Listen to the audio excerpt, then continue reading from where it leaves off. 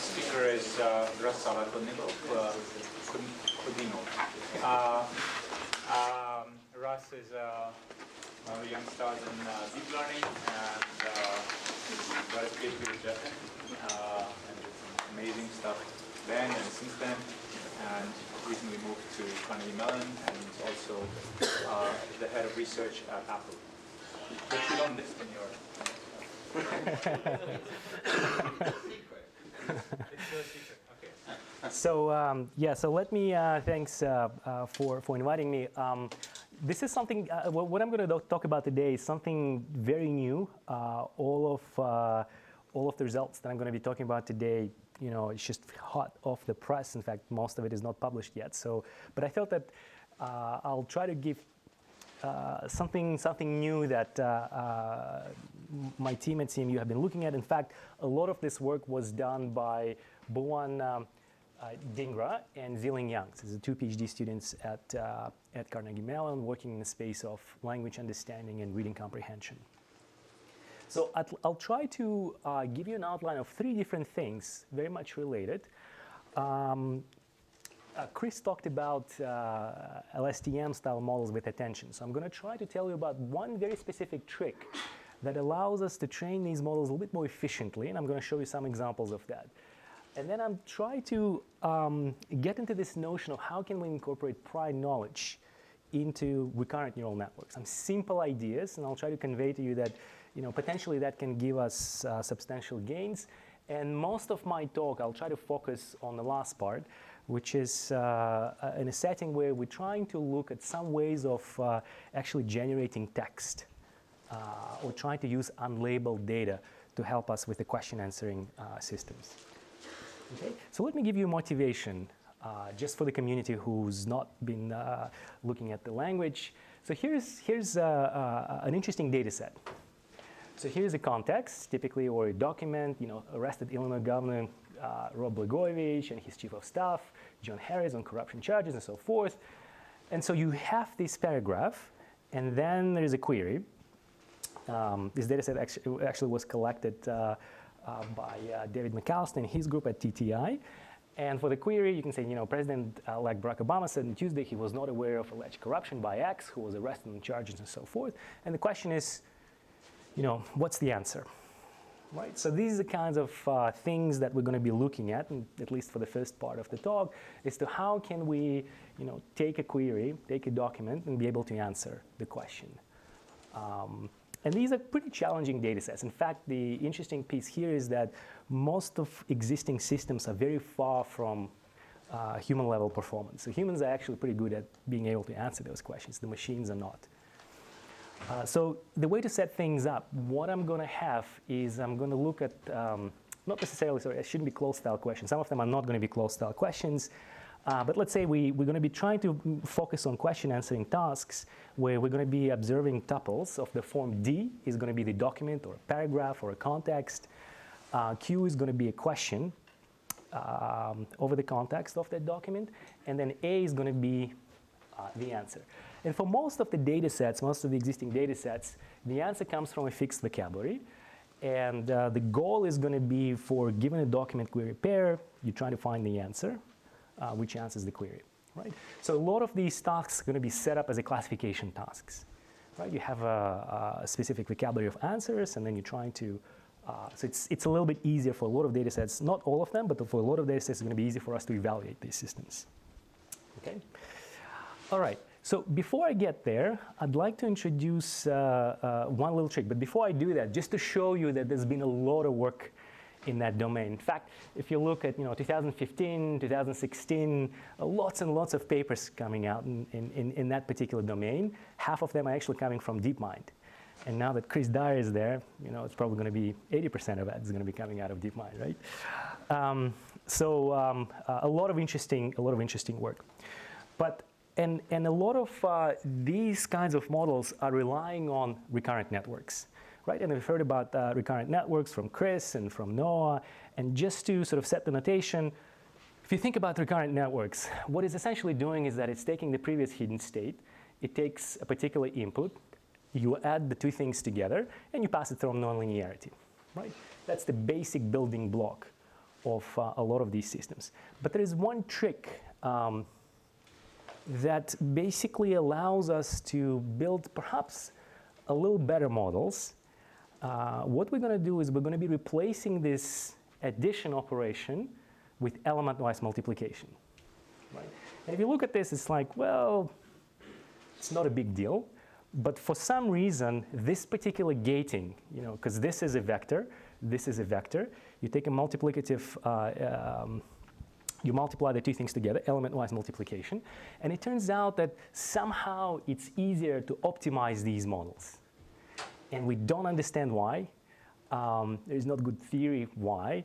Perhaps Nati can figure it out. And Hugh gave a talk on Monday on how can we do optimization in these models more efficiently. But this is something just an empirical result where we try to model some sequences and so forth by doing this element-wise multiplication. And that actually turns out to be working really well across a lot of different tasks. And I'm going to focus on that. What we observe with this setting is that if we train regular RNN style models, what happens usually is you get this saturation effect. So most of the time, your units saturate, and that's the behavior of the hidden state if you're working with 10H units. What happens with these multiplicative models is that... What do you mean by saturated? So saturating basically means that when you apply the 10H function, when you're training these models, they sort of go onto the sides. And then it becomes a little bit difficult to optimize. But, I mean, this is the end of optimization though, right? What you're showing us. No, this actually happens in the middle. This happens in the middle. I mean, you have to sort of, but what happens with these multiplicative type of models, we see this behavior. So most of the units are sitting around 0. So most of the system sits in a linear regime. And as you're training it long and long, and this is after learning, we sort of see this effect. All right, so basically what we're observing is just optimizing these models a little bit easier. In fact, not a little bit, but much more easier. So you have a much faster convergence. And that's just an empirical, and we don't really understand why this is happening. So it seems like with these models, you're mostly operating in the linear regime, and then you go on and it saturates a little bit. So you keep nonlinearities. Yeah? Do you get anything like sparsity? Like, did I actually go to 0 or 10? They don't get to 0, but empirically, a lot of them are sitting around 0. So that basically means that your RNN is operating in the linear regime. And so when you're optimizing, it mostly sits in the linear and then sort of diverges a little bit to the nonlinear. And that's a very different behavior between these two systems. And it's sort of, again, we don't really understand, or we don't have any theory why. It's just empirically it happens across a lot of different tasks. Yeah? You initialize them similarly? Yep.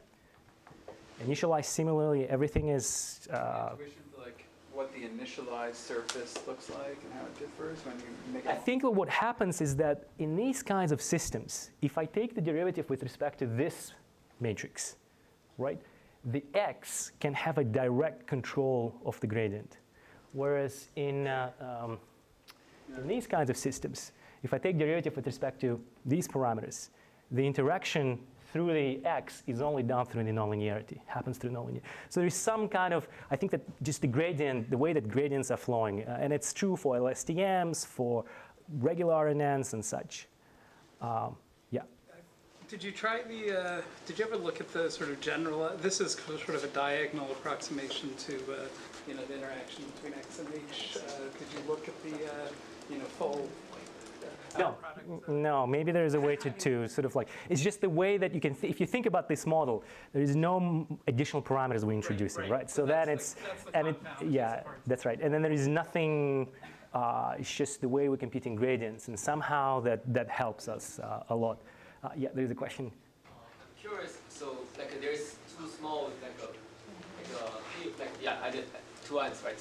So that's just the artifact of the plot on? No, this is 10H. So 10H operates between -1 and 1, right? Yes. So it kind of goes both ways. So there are indeed a lot of, there's still a constant fraction probably in the saturation. Yeah, there is a little bit because you have to carry nonlinearity, because if everything is sitting here, you have a linear system, right? So it operates mostly in the linear, and then gradually as the training progresses, you get these nonlinear effects, right? But it mostly operates in the linear setting. So the gradient flow, what we observe empirically is just a little bit better. But again, we don't have a good theory of why this has happened and so forth.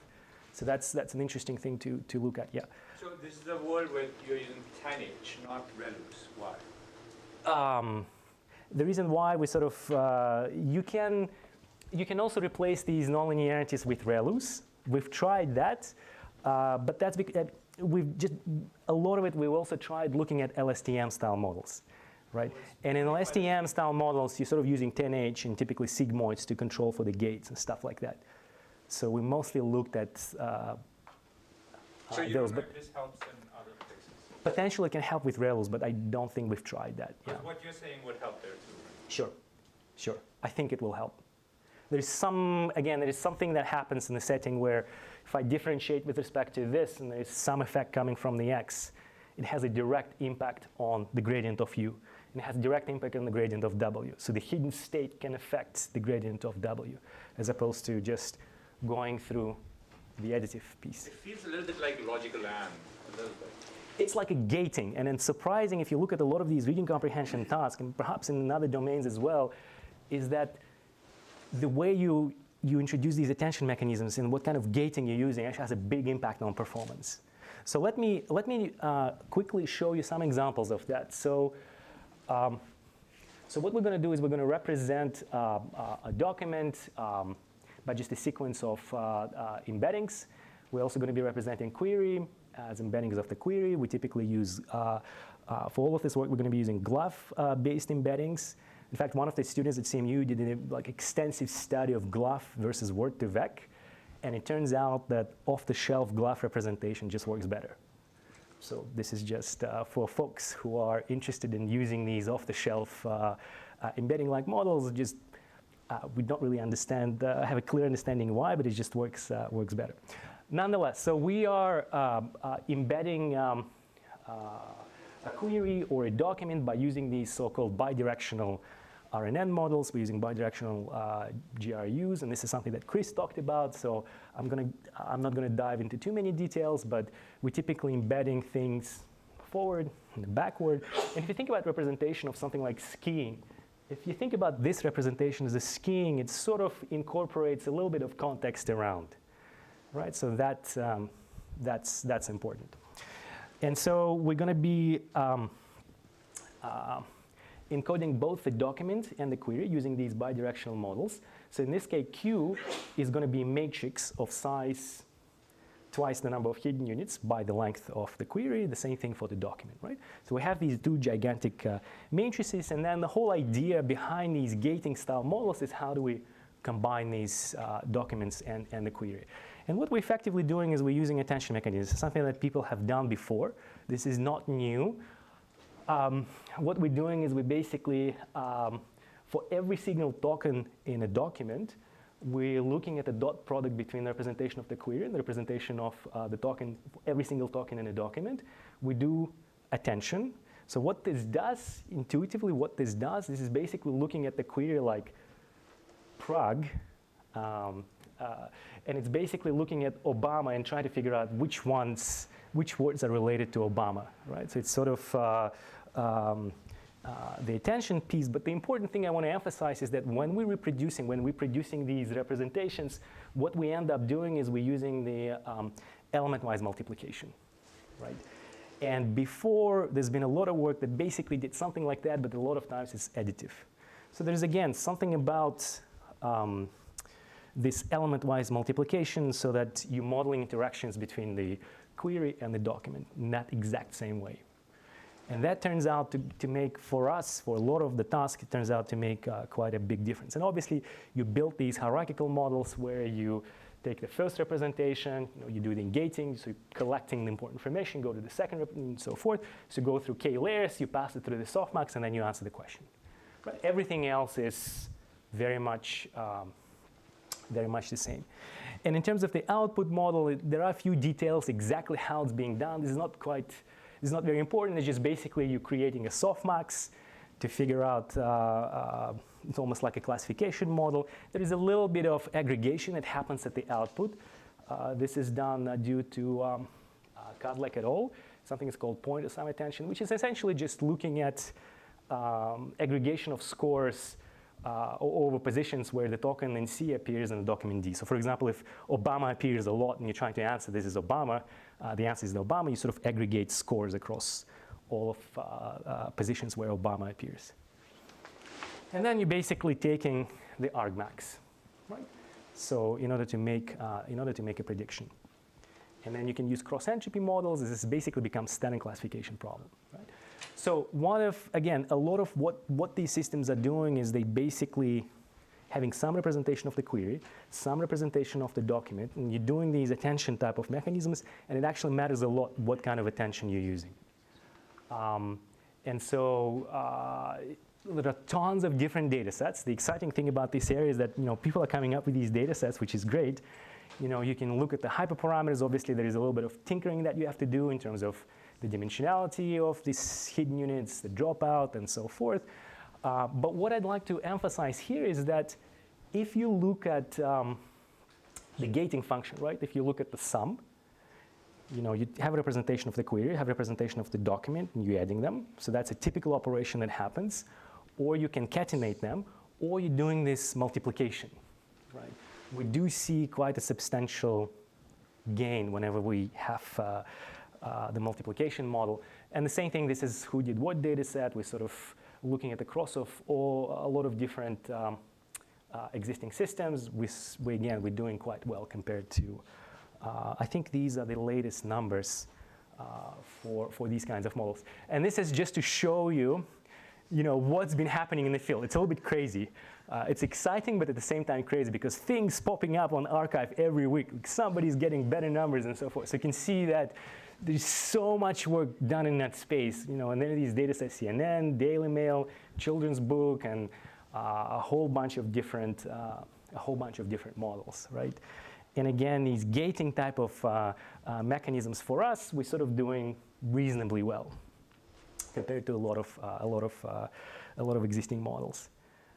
But the pace in that space is actually very fast. So let me actually show you a little bit of analysis. So when we look at these attention type of models, what we do see is sometimes we see interesting things. So for example, what you're seeing here on the x-axis is the query, and what you're seeing, and on the y-axis you're seeing the document.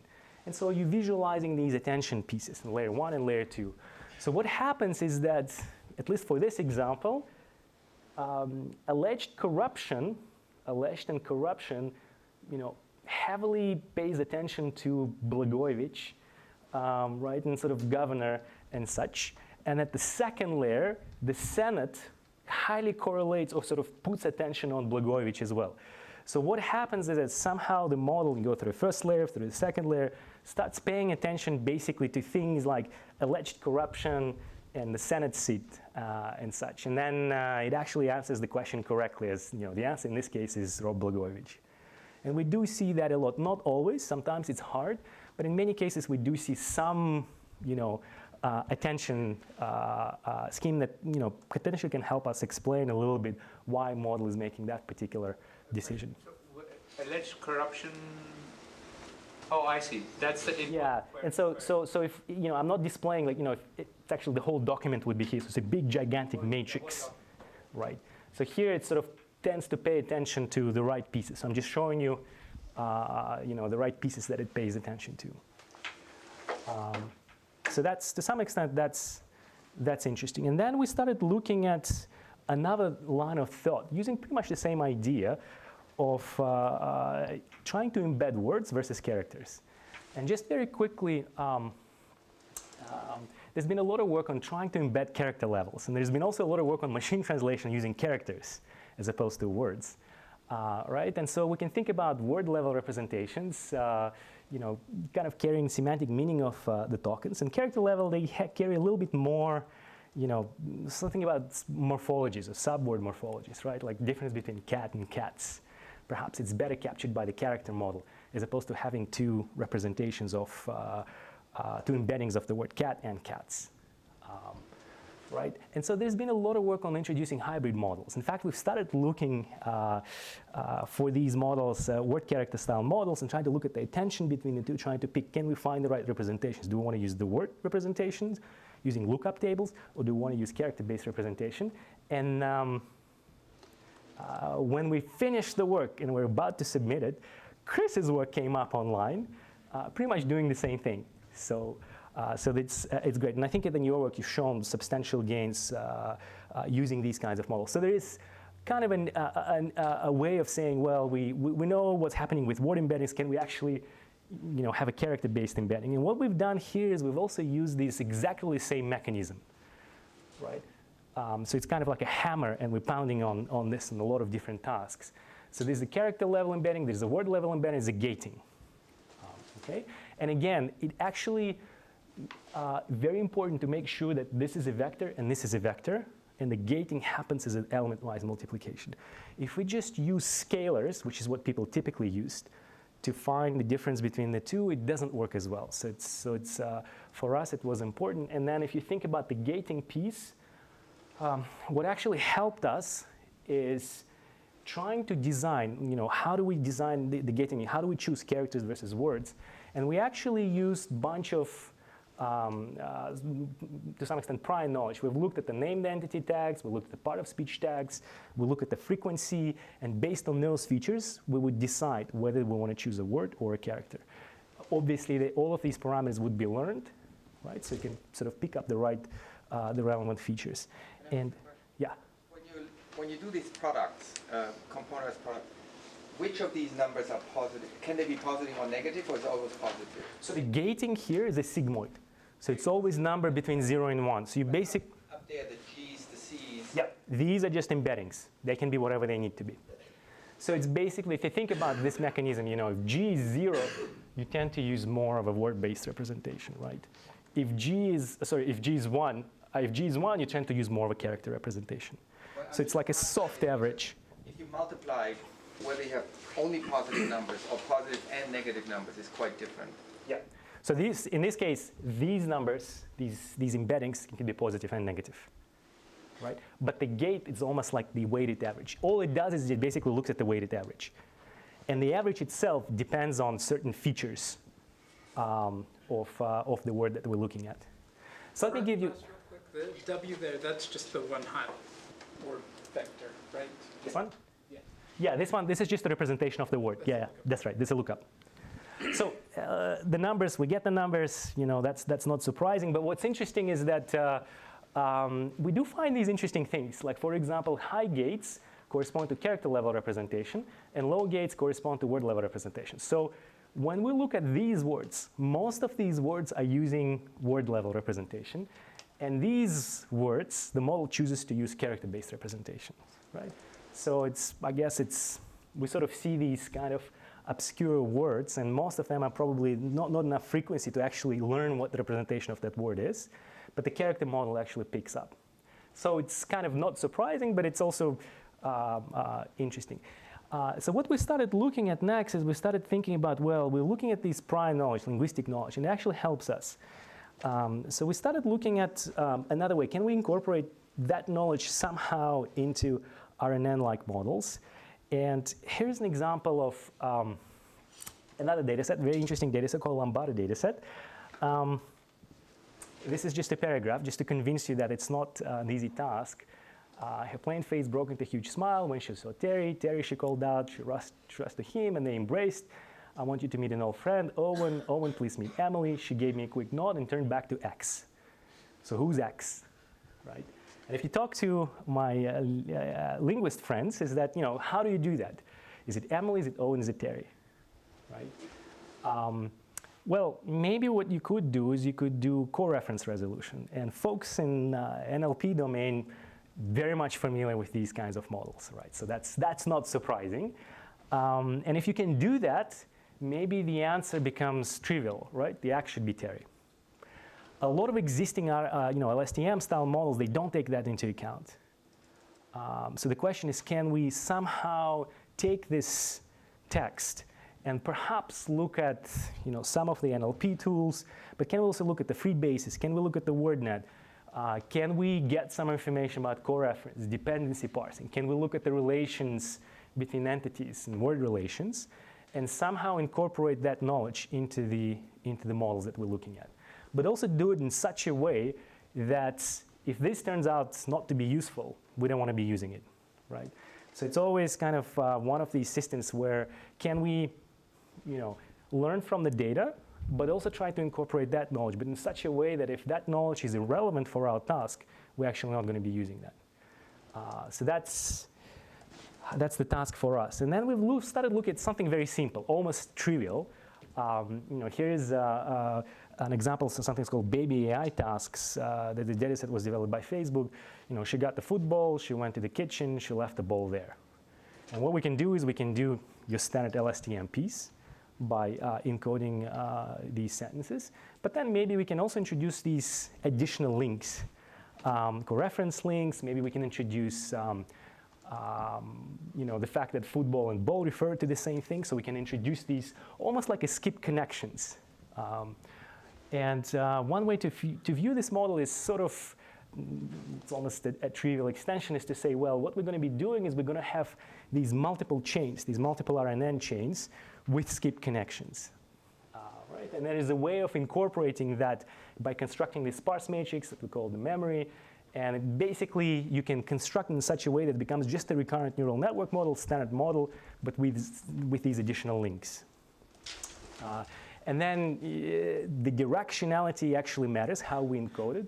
So we do forward pass, and then we do backward parse, just like in any RNN-style models. We can also incorporate, when we're asking a question, we can also take that into account, right? So we can have connections here as well. Yes? What do you mean by putting a link? Mathematically, I mean in the... So mathematically what it means is that your hidden state, right? You have, for every single H type, you have a hidden state. And whenever you're trying to model... For an edge, yes. Okay. So you can think of these as chains.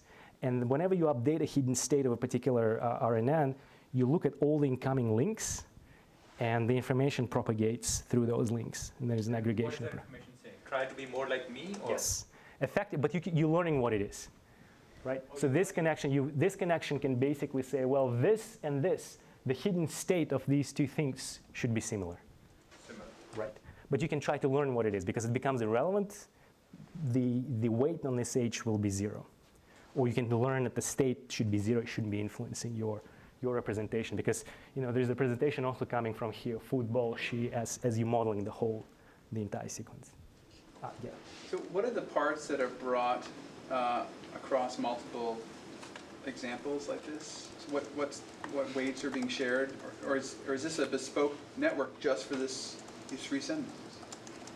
Or is this a network specific to these 3 sentences, and you learn all the weights just? These parameters, I mean, you can think of these as additional RNNs, right? So basically, you can think of every single state. If you have, let's say, you have coreference, you have one chain that models the thing, and then the other chain that looks at the coreference. But then it also impacts your hidden state, so I guess at the high level, think of it as just adding skip connections, right?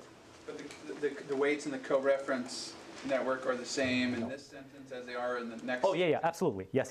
The weights are shared. That's right. Yeah.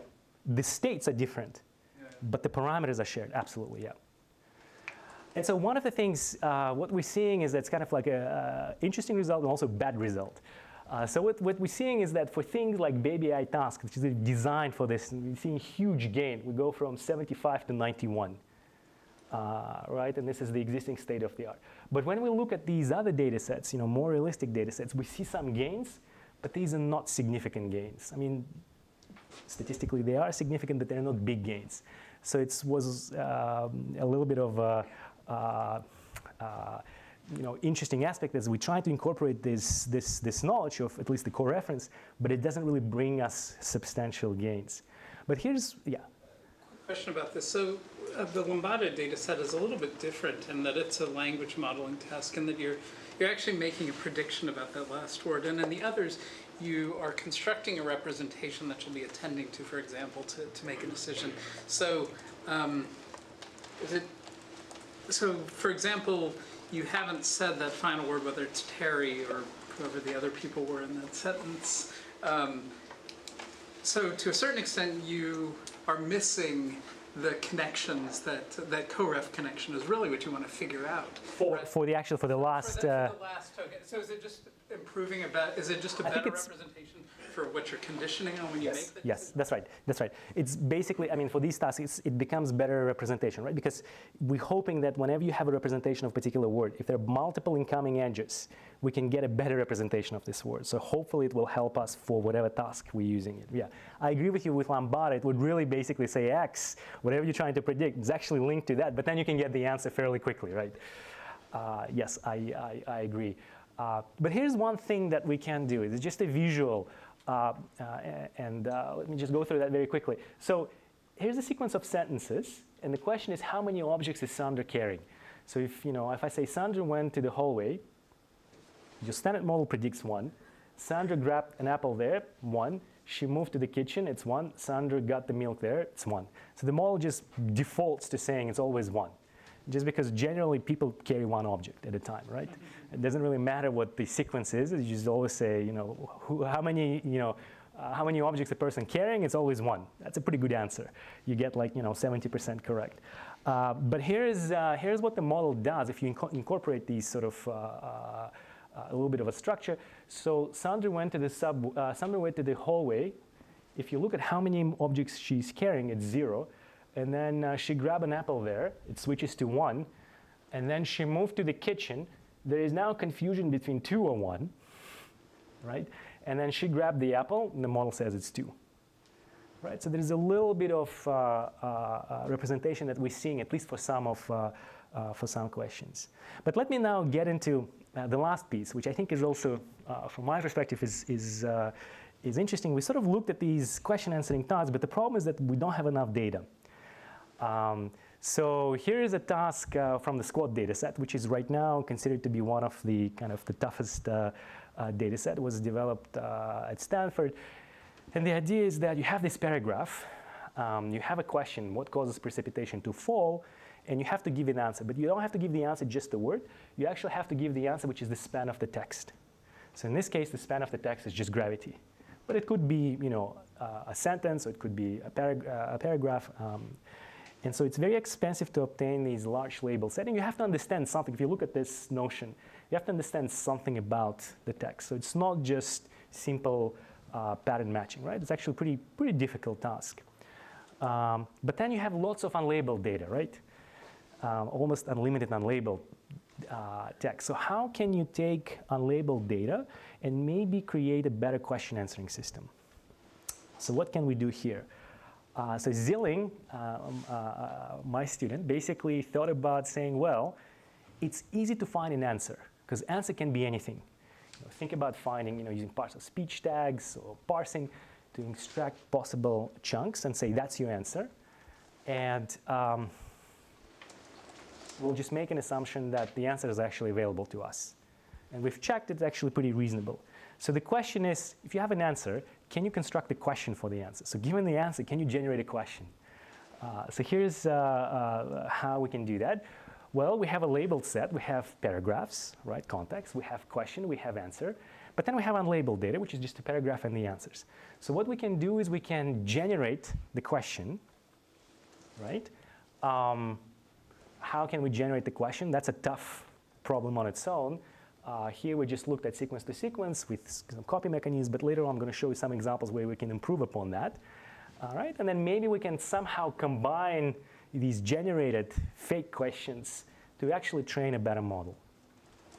All right, so there's one piece that's very difficult to do is actually this piece, right?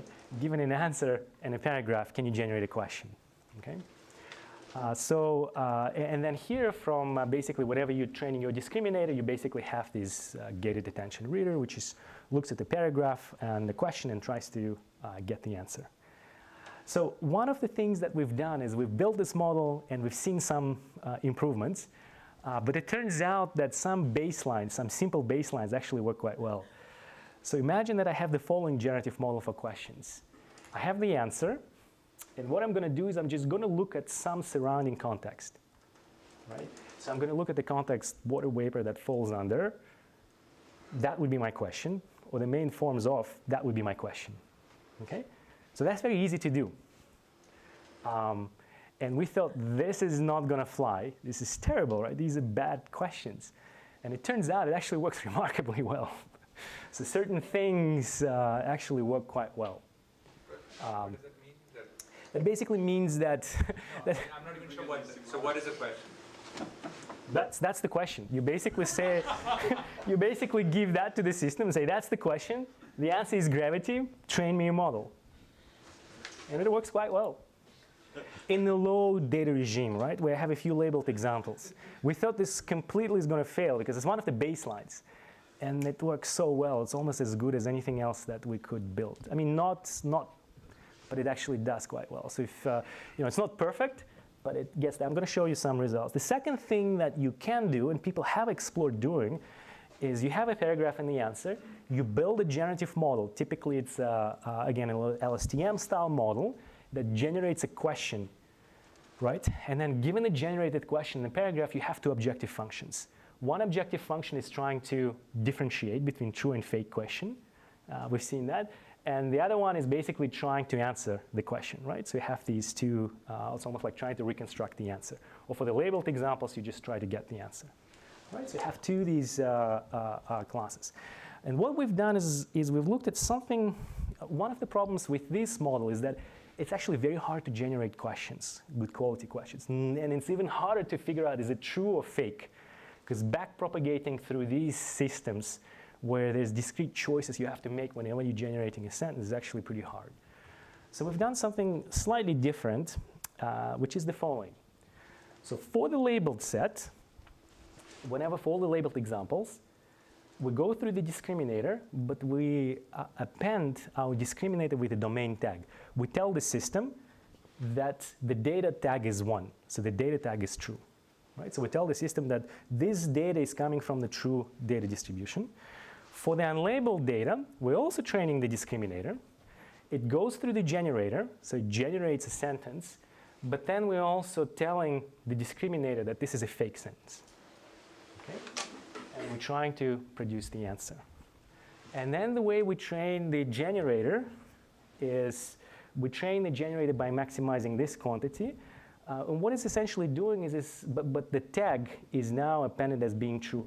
So we train the generator to say, generate me whatever sentence you need to generate in such a way that if I pass it through the discriminator, and I tell discriminator that's a true sentence, that's the sentence generated, as if it's a true sentence to get it right.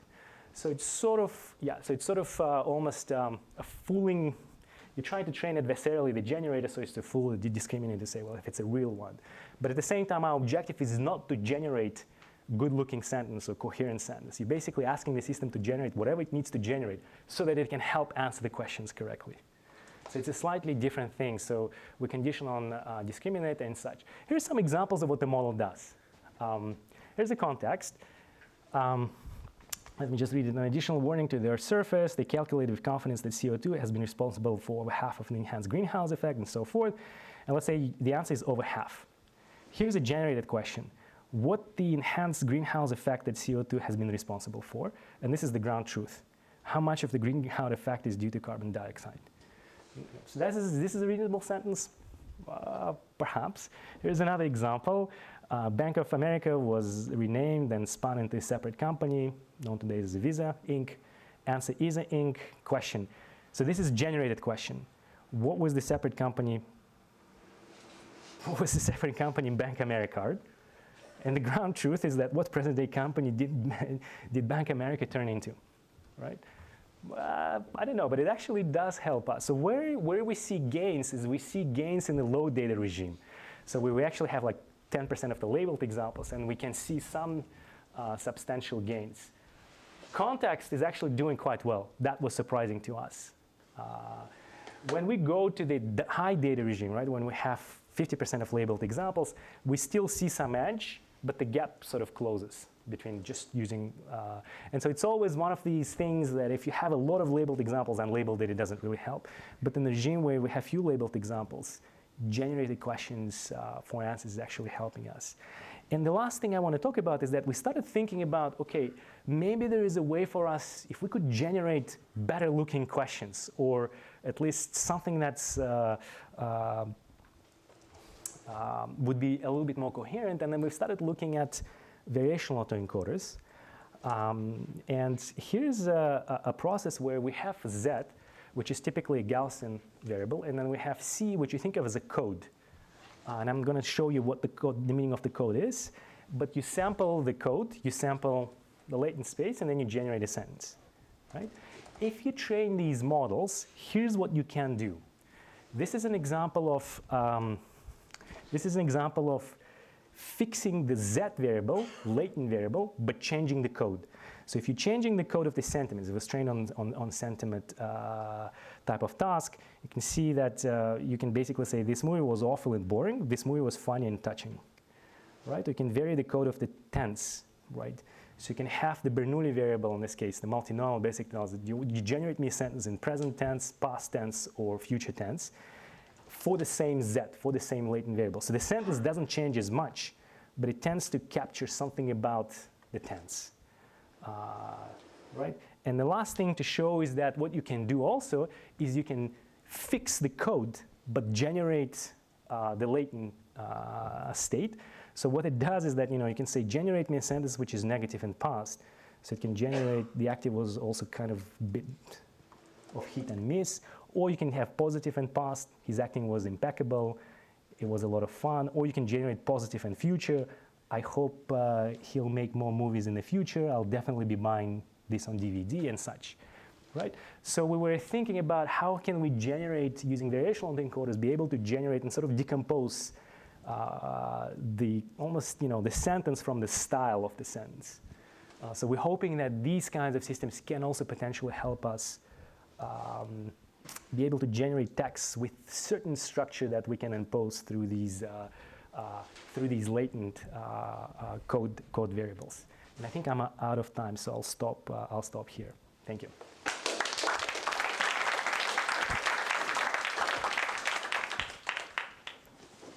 Yeah.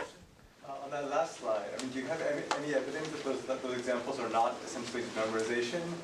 That it's kind of learning things that they generally occur in text? It seems impressive to come up with buying this on DVD as positive in future, rather than just seeing that thing in a text somewhere and pulling that back and then regurgitating it.